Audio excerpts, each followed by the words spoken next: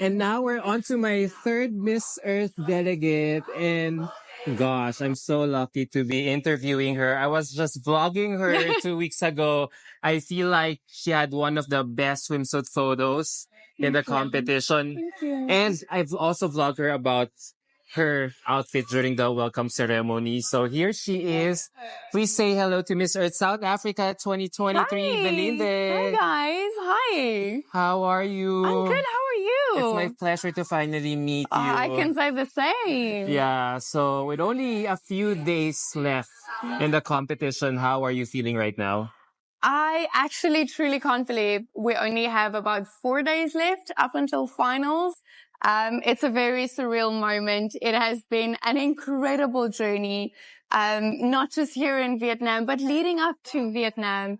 We actually spoke about it last night, and I kept on saying that it felt like I only got here yesterday. It's been such a whirlwind. I am extremely grateful, not only for this opportunity, but for the last month of being here and going through this experience with my ecosisters. Is this your first time to be in the continent of Asia?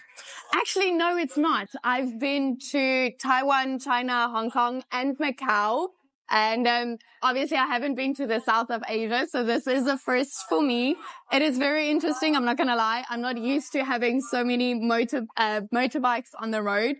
So every single time I see it, I take my phone out, I take a video, and I send it back home just because we don't have them.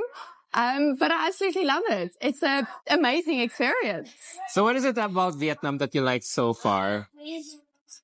I spoke about this earlier, and I think I'll say it probably for the rest of my life, is Vietnam reminds me so much of home.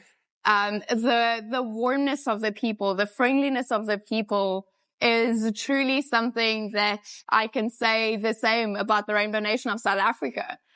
So I've been enjoying the people and the helpfulness of them, and also traveling to Dalat. I mean, like, we only got back, last night.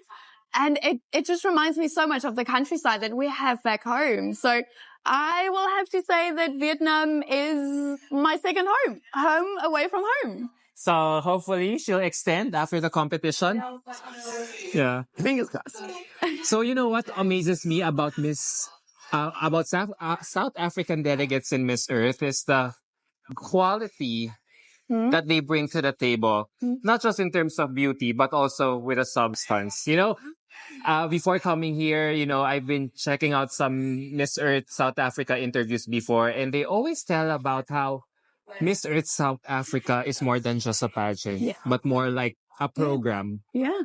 About something that you will learn a lot towards the end of the whole thing. Is that correct? Yeah. So we, as Miss Earth South Africa, is not a pageant. And it says that from the beginning of the whole journey it is not a pageant. It is a leadership program. Yes. And that is exactly what it is. It is a leadership program. We empower women not just to make a difference, but to be leaders in communities, to stand up and say, you know what? I currently don't like what is going on in my community. I want to change that. And I truly believe that the organization gives you the platform, the skills, and the resources to make that difference.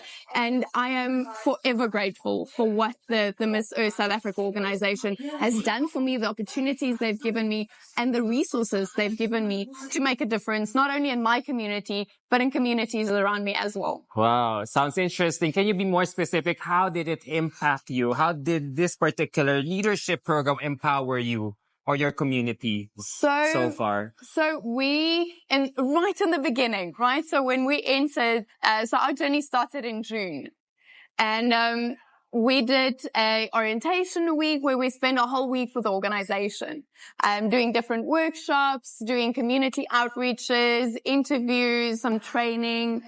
And just by that, the knowledge and the skills that you pick up from the organization and from the people that you meet in that week has already changed your life. And then you go out and about, and they kind of leave it open for what you want to do and what difference you want to make. So they don't specify and say, you know what, you need to do A, B, C, and D.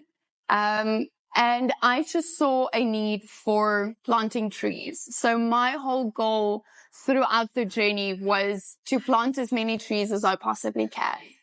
And not just any trees, but, feed communities that is in dire need. So I reached out to orphanages, not just in my hometown of Pretoria, but where I grew up as well. And I said, you know what? I want to plant fruit trees at orphanages, but I don't want to plant them. I want kids to plant them because I want the kids one day to look at the tree and say, you know what? I planted that tree. And I can take that fruit and I can eat it and it's going to fuel my body. And, they have to feel proud about something and not just walk past it and say, yeah, Amos Earth South Africa some year came and planted it.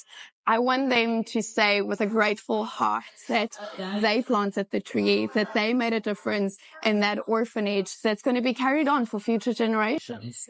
That's nice to hear that you are starting them young, as early as now. So a lot of the kids in your community have been responding to it, to your initiative favorably. Like they really understand the benefits of planting trees as early as now. And it's so interesting to see because there's actually been fights about, who's going to water the tree, who's going to look after it, who's going to give compost to the tree. And that's fun and exciting to see that, we are actually raising a future generation of eco-heroes and of change agents. And this entire experience of planting fruit trees at orphanages has actually inspired my whole advocacy or extended leg of my advocacy. And that is the children's storybook that I wrote is, not just to give them the resources of planting that tree, but to further that and actually give them a storybook to read so that they can truly take in to make a difference and what it means to make a difference and how do we make that difference. How clever of you to think like that. Thank to you. really, to really cater, appeal to the senses of the kids. Make it make it a more fun and instructive way of learning about our environment. I actually realized that, we as kids, and by we, I mean like my generation, we used to spend time outside and, play and truly form a unique bond with Mother Nature. And I've realized in the last couple of years, kids don't do that anymore. Kids are so focused on technology and what is a new game, what is a new trend, or, just so technologically focused that I wanted to take it back, to fall in love with nature. And with kids being so focused on technology, kids don't read anymore. And I know this is especially true in South Africa. Our level of readness that the kids do back home has decreased. And that saddens my heart. So my whole purpose with the storybook was not just to educate the children on taking care of Mother Nature, but it is actually falling in love with nature again. And by falling in love with reading again. So, it's three legs that I've, tried to fit into one book. And I think we've done an incredible job. I am so, so proud of that storybook. And I can't wait to have an opportunity to actually spread that, not just in my country, but worldwide. Yeah, especially with this platform that you have right now. Yes, right. I've already, my local government have already reached out and say, you know what, they absolutely love this idea. The Minister of Social Development have said, the moment that I get back, we're actually meeting up together to see how can we distribute this book in South Africa, in my communities, and not just in one language, which is absolutely fantastic to hear. So we actually want to translate it into different languages so that kids from different cultures, different communities that speak different languages can actually have this book, read it, understand it, and go out and make a difference. I hope you also have a book or manual for older people like us who have been, especially to those people who are not just people, but also companies who might be of big contribution to what's happening with our planet right now, especially when we talk about the topic of climate change. 100%. I've already had companies and organizations reach out to me and say, you know what, they absolutely love the idea and the concept of the storybook. Can I help them write one for their organization and for their company? So, you know, there's just been such a ripple effect of one storybook. And that is all thanks to the Miss Earth organization. So I'm very excited to see what happens, you know, not just in the next 4 days, but in the next year to next 5 to 10 years. Win or lose as early as now, Thank you. you are already Thank you so a much. winner in your Thank own you. right. Thank you so much. I appreciate that a lot. Sometimes, you know, do you still need a title to do all these massive things? Because even without this title, you have been proactive in spreading your message. You're very self-aware with what's going on, and you're trying to really help our world in your own little way. So I've always said that, you know what,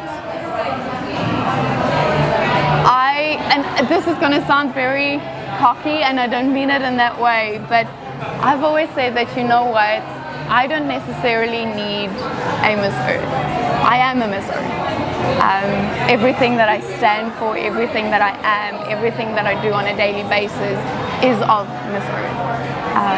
And I think that is why this whole experience for me is such a full circle moment.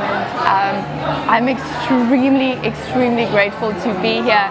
And I mean, like I've said it earlier, and like throughout this whole day, I've been getting goosebumps just talking about it. I am so grateful for this experience. I'm grateful for this opportunity and for everything that has come because of this.